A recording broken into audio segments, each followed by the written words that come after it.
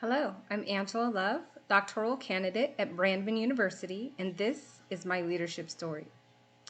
Recently, issues of equity and access have been highlighted as the country rolled out distance learning in response to the COVID-19 pandemic. It became immediately apparent that there were several students, families, and communities that lacked the proper tools and necessary tools to be successful in a distance learning environment.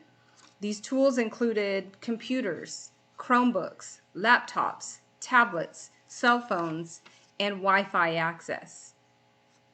However, as our educators found a way to meet these needs quickly, we found that in some schools, in some of the schools that I work in, there were still staggering numbers of students that never engaged and were not successful in the distance learning environment. The numbers ranged from 30% to 52% of students who never engaged in a distance learning environment.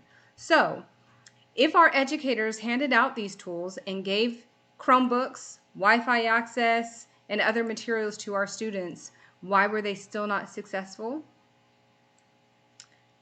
I propose that without an engaged, concerned, safe adult to assist children in the learning process, whether in school or distance learning, our students have a hard time being successful.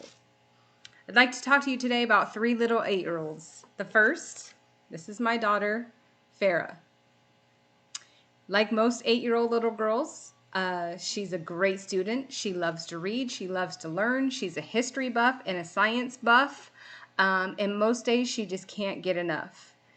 She is, however, 8, and unfortunately, 8 is the age where we see female students, specifically female students of color, begin to opt out of their lives. And what do I mean by that? They opt out of fields in STEM. They opt out of college.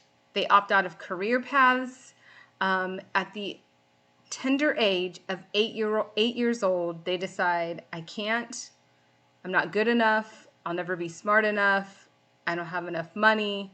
I don't have enough help, whatever it is. But 8 years old is when students begin to opt out.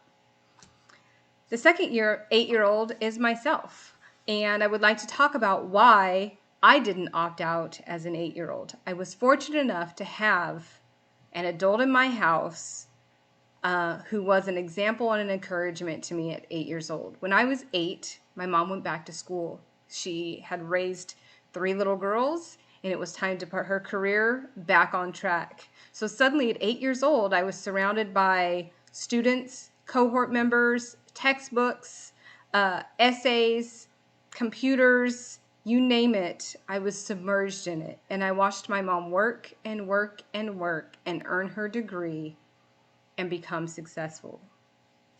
Fast forward to when my younger sister was 8, she had my mom as her 3rd grade teacher.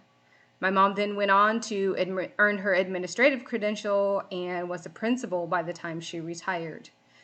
But again, I would like to suggest that I was only successful, maybe, because I had positive, engaged adults in my household who I could go to for assistance, encouragement, and many other things. Without these capable adults in our students' lives, it's another barrier for them in their education career. I would like to talk about how we can help bridge this gap and be a resource to some students. I work in expanded learning now, and my job in expanded learning is to provide after-school care for our local school districts. And I would like to comment that even the California Department of Education recognizes the importance of what we do in after school for our students. And not that it's providing enrichment, but what we do provide and what we are required to do is to build the positive relationships, safe and supportive environments, and engaging activities that our students need most, especially during important and critical times such as the COVID-19 pandemic. I would like to encourage you to be that somebody in an 8-year-old's life.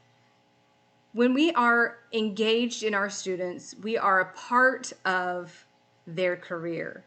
We are helping them become scientists, engineers, mathematicians, managers, directors, and transformational leaders. Let's not sit by the sidelines and watch any 8-year-old in any race, in any socioeconomic class, opt out of what their possibilities are. I'm grateful for the people and the mentors that I have in my life. I'm grateful that I can be a resource and a mentor to my 8-year-old. And I'm grateful that my career has given me the platform to be that and to hire more staff to be the resource and to be the protective, engaging adults in many, many, many students' lives. I encourage you, wherever you are in your career, in whatever sector, to reach out and make yourself available to your neighbors, to your kids, to your grandkids, to a stranger. But lend a hand, be a resource, be engaged, and show that you care. Remember, our students don't care what we know until they know that we care. It's easy for us to do, and our future is in their hands. Thank you.